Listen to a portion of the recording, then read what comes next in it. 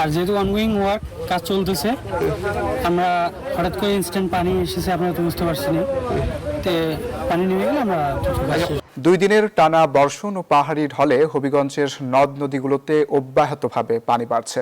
ইতিমধ্যে খোয়াই ও কুশিয়ারা নদীর পানি বিপদসীমা অতিক্রম করেছে। এতে জেলার বিভিন্ন নদী তীরবর্তী এলাকায় বন্যা ও ভাঙনের শঙ্কা দেখা দিয়েছে।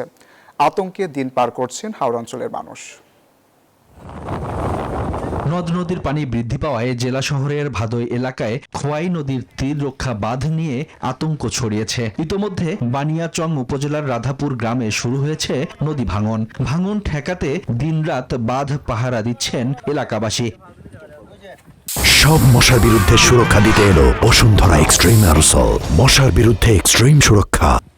স্থানীয়দের অভিযোগ, ঠিকাদারি প্রতিষ্ঠান সামান্য কাজ করে ফেলে রেখেছে, ফলে বাঁধের ঝুঁকি আরো বেড়েছে।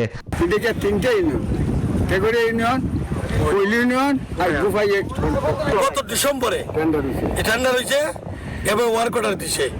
আজকে নাগাদ এটা হইলো বারবার প্রতি বছরের ন্যায় এই বাঁধ খুব ঝুঁকিপূর্ণ। এলাকাবাসী নিরাপদ নাই।